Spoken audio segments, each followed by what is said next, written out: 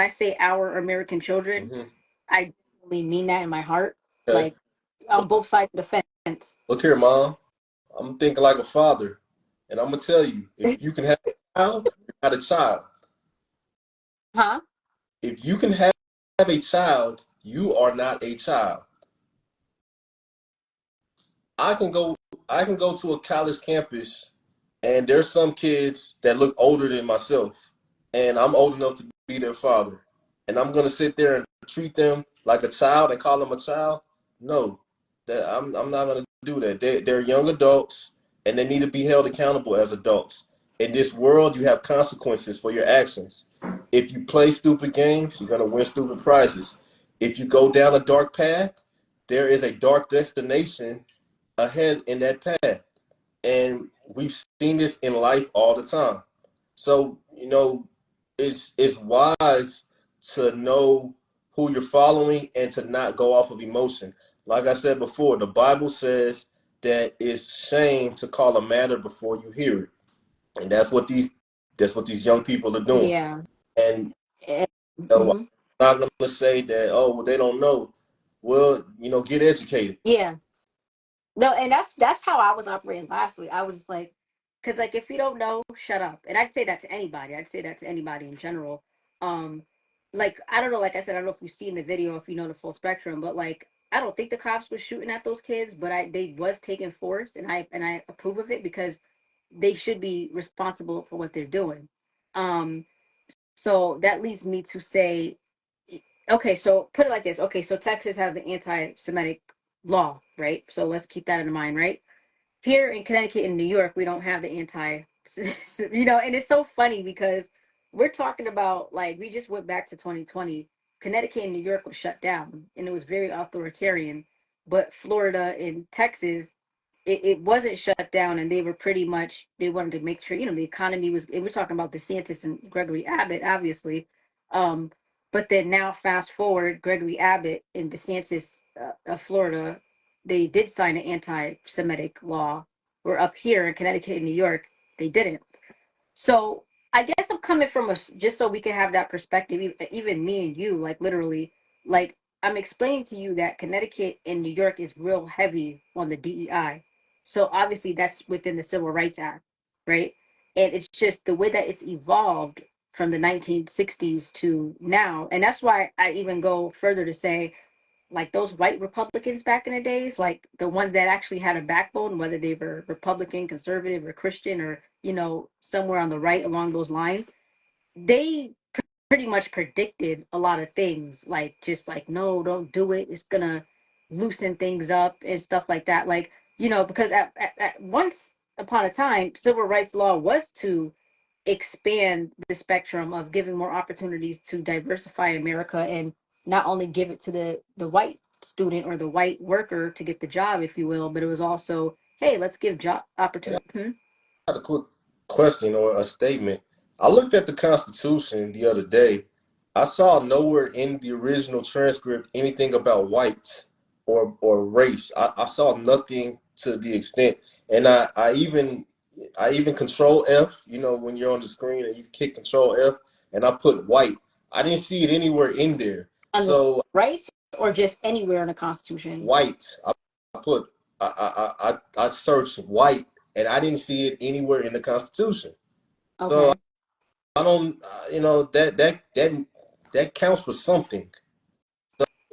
When we talk about these groups like blacks and whites, they need special laws to protect them. I don't know where that comes from because the law of the land ingratiates all Americans into it. That's what it means by a commonwealth. Yeah, and there's no bias there. That's like the Constitution being upheld, Yeah, rightfully so. But I'm saying with the Civil Rights Act, which started like in the 60s, or the like DEI is in that. So that's what I'm trying to explain, that it's wrong. And that's like, so if you come up here to Connecticut and New York, the DEI, because we're blue, we're liberal, you understand? So it heavily benefits, like you know who DEI benefits, and it doesn't benefit white people. You understand? Like, and this, that's what I'm saying. Fast forward, like, yeah, like if you're a white male Protestant Catholic, straight man with children and a wife, or if you're a black man, you know, Protestant, Christian, Catholic, Baptist, whatever, you're a straight black man with an independent mind and you have children and a wife, it doesn't benefit you. Not to say that I'm pushing for that, but because it's not constitutional anyways. But then now with the trend, because Connecticut and New York is heavy on the trends with whatever trend that may be, Palestinians and Muslims and Middle Eastern, they're getting protected by the DEI.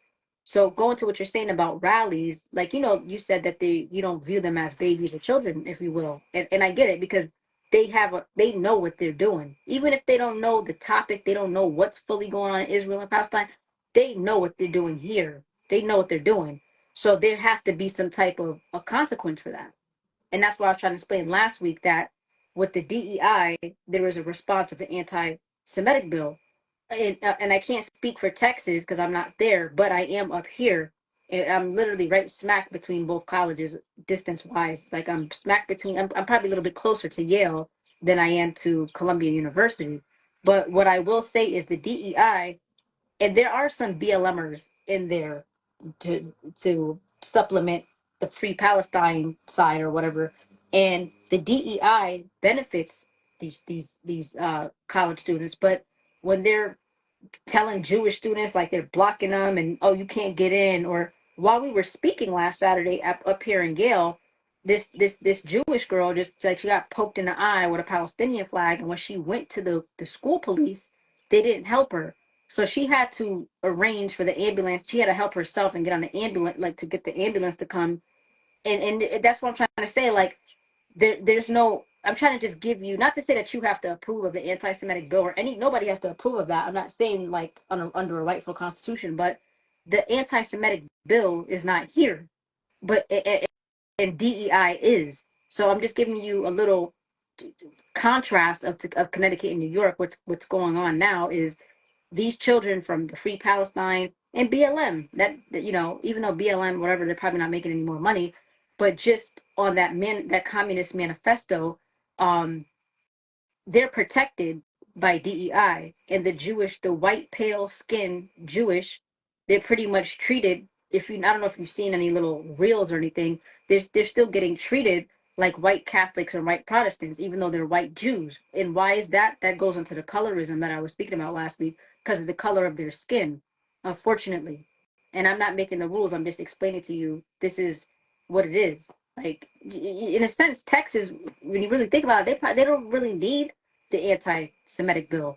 I don't even know why Abbott, because I like to think as an outsider that Abbott is running Texas, pretty good. But then again, you got like there's an influx of liberals coming from like California and a little bit of liberals from like Arizona and Nevada coming over that way. So maybe I mean, I would probably have to get more of an understanding as to why Abbott felt that was the right thing to do.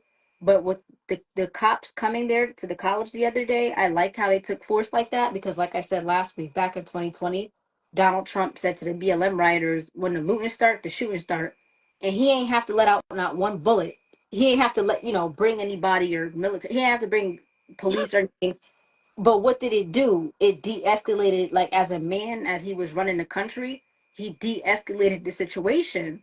But Oh, so I think maybe like with Abbott, because I love Abbott, I love DeSantis to this very day. Like I'm not gonna switch up on them. Um, there's still this manliness in both of these two governors. They still have some type of authority, some type of structure that it's not about whether you like them or not, but you could tell in some form or fashion they care about their Texas and Florida citizens.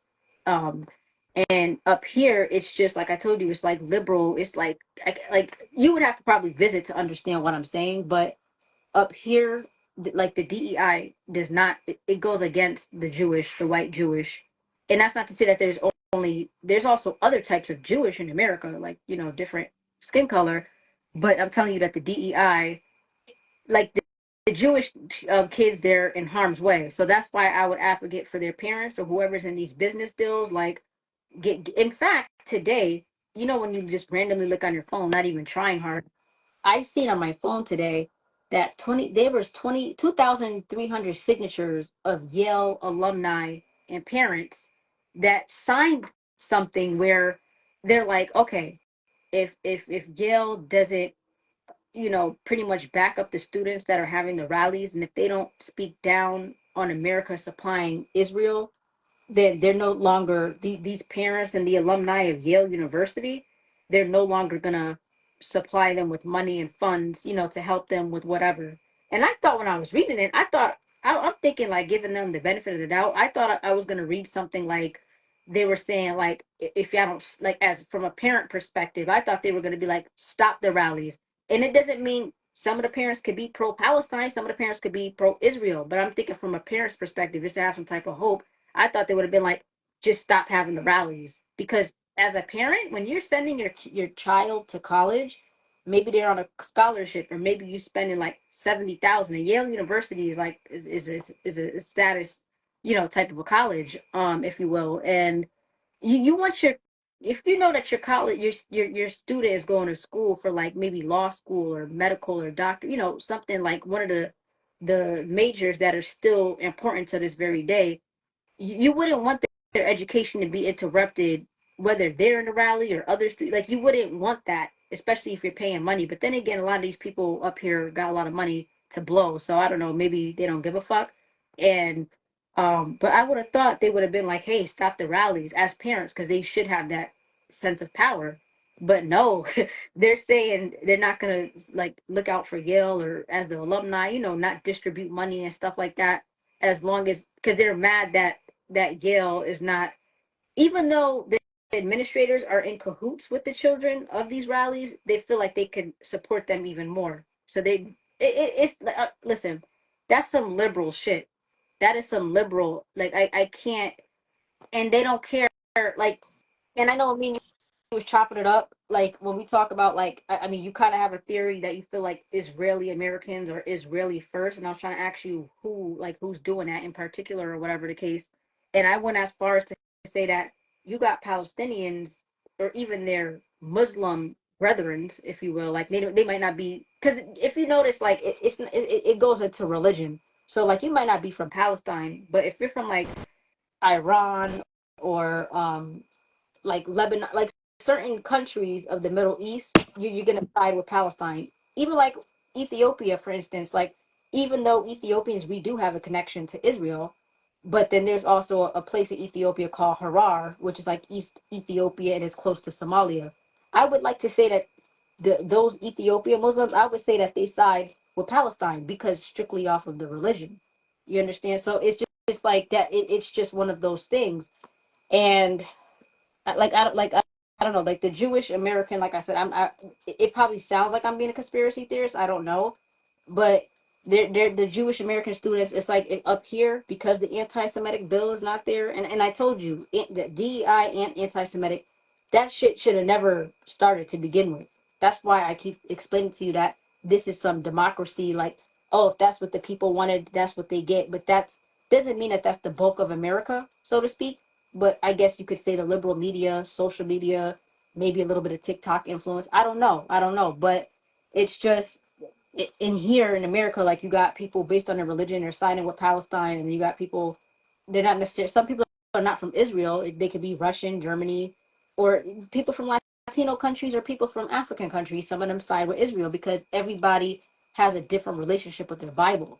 You know what I'm saying? And as long as you're in America, you should be able to have, you should be able to have that relationship with your Bible. And when you talk about Yale University, because I know in our live last week I was mentioning like because I keep talking about Hugh Peanut and Bobby Seals, but they like I told you they have Berkeley College in Oakland, on Smash, and then here at Yale University in 1971. Can you imagine, to go into what you were talking about a little while ago, that these students, even though they know that they're wrong, they don't know what they're standing for. That's the thing. Like it's like they don't know what the hell they're standing for. So when the Black Panthers had a rally in Yale, back in 1971, it was for this guy Alex Rackley, and the whole thing about it is the students at Yale, they was like, oh, we're gonna have a like a rally for the Black Panthers because they're black and they're dealing with unrighteousness and injustice cases and so forth. And Hold with the on, hmm, hold on. what? Yo, no Bible bashing, no, none of that. Like I'm gonna, you know, I don't really mind people speaking in the comments, but What don't. happened? No, there's Bible bashing in the comments, and you know that we're not gonna do that. We're gonna be respectful of each other, and you know I'm not gonna I'm gonna try to Said Leo my Frank. I thought did she mention him before? I'm gonna try my darndest to respect everybody, but you know don't no Bible bashing, like please. How I, how we gonna get to the bottom? You can get to the bottom of it without saying the Bible's propaganda. You can like for me, if I want to say that if I said that the Jews if I say that the Zionism is identity crisis, then I'm going to cite the verses in the Bible that say that. You know, cause my thing has been that Israel is the church. That's what I've been saying, and I can prove it by the Bible. So you know, like you can say Bible propaganda, but don't say that the Bible is propaganda. That or don't say that the Quran is propaganda. That's all I'm asking. You know, you can say that it's been propagandized, but you know, don't like no Bible bashing because there are people in here that really believe that. So the Bible is all facts, you know, whether it is or it's not. Saying that That's like not what we're talking about. relationship with the Bible. That's what I was like respectfully. I was saying everybody has their own relationship with the Bible. I Yeah. I kind of lost. I said that for good reasoning. I said that people have their own, like you might be young at 18 and you might read something in the Bible and then you might revisit it at 35. Just and then it's just a different understanding in your growth and in your love of God and everything like that. But I was talking about the universities. Like I was saying that how like in 1970, 1971, there was a Black Panther death with Alex Hmm. Rakin is when the students were at Yale University and they was marching, having a rally for the Black Panthers. They were, oh, we're rallying because the injustices and Black people are getting killed. But the whole thing about it is when they were rallying for Alex Raleigh, how do we pronounce his last name?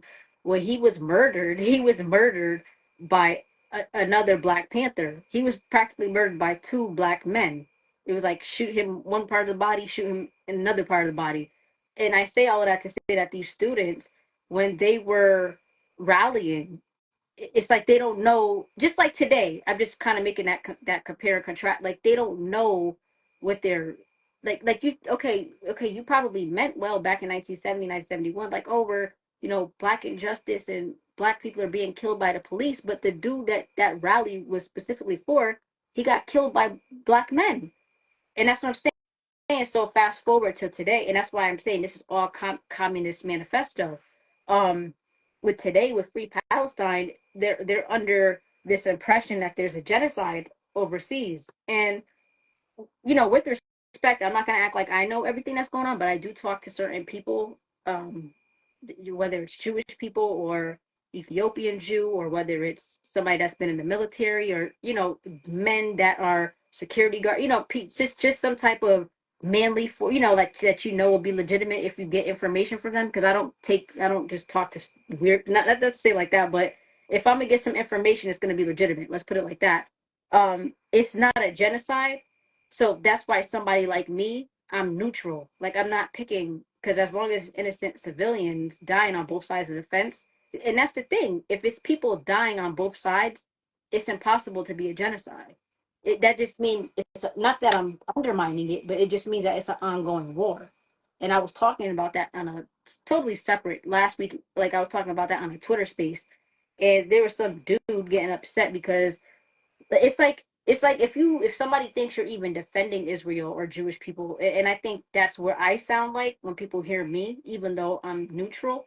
It's just I'm coming from a perspective of like what are we doing in America or even if you are someone that loves God, or if you're a Christian, what what like to judge Jewish people suddenly, and they've went through their atrocities over centuries and stuff like that, but like to do that, I just, especially in the trend of things, I just can't get behind that. And that's why I know you always see me saying, like, I tell the Christians and the Catholics and the whites and the rights, I tell them, like, if you have a problem with Jewish people, because I know that they're at the top with them in the banks. Some of them is like Catholic Italians, some of them is like British Catholics, like you got British bankers, and stuff like that. So for me, it's like, and it goes back to history and religion. Like Christian people, they did not follow a good book.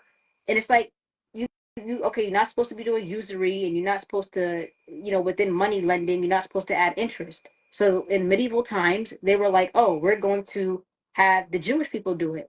And at the time where Jewish people were, they were treated badly in Europe. And that's what I'm saying. Fast forward now, when people be like European Jews, you're judging them by their skin. You know what I'm saying? And that's the perspective. I'm not even necessarily talking about the war. I'm just saying you're judging them by their skin. You know what I'm saying? And it's like, even the Catholics and Protestants at that time in Europe, they weren't like the Jewish. They couldn't have a job. They couldn't be like homeowners and have their be sustainable and have their What year? livelihood. So this is from 500 to like 1500. This is the Dark Age. Oh, the Dark Ages, yeah. A little bit before that too. And it's just like, it's like you're a Christian and you're like, okay, I'm not gonna do it within the money lending. I'm not gonna add interest or whatever. And then you're just like, okay, I'm gonna have the Jewish people do it. And then even if they would, it's like, okay, you gave me $2,000 and I got to give you $2,000 back. And for the Jewish perspective, it's like they're okay. I'm gonna add an interest. So here's the thing: if you're a Christian and I'm a Jew, and I'm adding interest, but the thing is, neither one of us is supposed to religiously. We're both not supposed to be doing it. But the Jews were deprived of home ownership, doing a trade, doing a business, stuff like that, to be, huh? Why? Because the Christians did not like that. That was, they were picking on them and not allowing them to do it, but they were still trying to make a way around it. They were still making a way around it with, that's what I'm trying to get to. They were trying to make a way around it. Like, okay, if I'm doing the money lending to you, yeah, like, or you're doing, excuse me, I'm gonna stay on track. You were doing the money lending to me. What they were doing was they were adding interest. So you can't sit there when they pick up a trade, or not a trade, a form of business, if you will. Like now the Jewish, they're actually doing that, right? You can't knock them, because some of the Christians would kill them too, like when they're far in debt and they still owe them money. Because first of all, okay, you're speaking like you're a Christian, that's, you're speaking down to the Jews. You don't want them to have ownership, or you don't want them to do whatever, have a trade, have a job. Okay, that's one thing. And then you're saying, oh my God, I'm a Christian. I can't do usury. I can't add interest in money lending and stuff like that. I'm gonna have the Jews, and I'm not saying that the Jews willingly did it. So I'm not saying that they forced them, but you mean to tell me that when the Jews are doing this and stuff like that, like, and they're giving you, they're supposed to just loan you money and not add interest? Like first of all, they weren't allowed to do all these other things because they were bullied in society, and that could very well go back to, Jesus Christ days, and I'll get to that shortly. But I'm saying, like, just for the men and the women and the children that have to survive and eat, because the Christians, they were doing good. It's just that they were scared to do the usury, and they wanted the Jewish people to do it. So I'm gonna give, or you're gonna give me 2,000, and you're doing a service to me, by the way. You're doing a service to me. I'm supposed to just, however long it might take me, a year to give you that 2,000 back, in terms of having it written on books or whatever. And I'm not supposed to, you're not supposed to get some type of a fee for that, because you're doing a service to me. And that's what I'm trying to say. So to me, when the Christians did that, it's like, okay, yeah, you're not doing it, and you want the Jewish to do it because you can't do it. That's like saying, like, the good book is saying, like, you should not kill, you should not murder. Okay, I'm like, I got this one person that I want dead. I'm not gonna murder him, or whatever. I'm gonna have O do it. But it's still just as sinful. Like, yeah, you didn't do it, but you, just because you're making somebody else do it doesn't mean it's not half-assed. So fast forward, and then even like after that, like within 100 years after that, the Italians, which you can mostly say the Italians are Catholic, right? They started like doing it, having factories, producing their own money, minting coins and stuff like that. So the Jewish was doing it, the Italians was doing it, the British Catholics, and I'm saying that's why we're here. You see the structure. You see, like, right now, this very second as we speak. That's why I can't get behind the fact of people like, oh, the Jewish people, they're on the top, they're in the Quebec. Like, yo, there's white Protestants and Catholics up there with them too. And I'm not like, I wouldn't just say that because not just here and now, or not just over the past 100 years, going to what, World War II or whatever. This has been going on for centuries. So it's like, that's why when I always say to the Catholics and the whites and the rights and stuff like that, y'all picking on the black community and calling them victim, because like I'm saying, we have choices, right?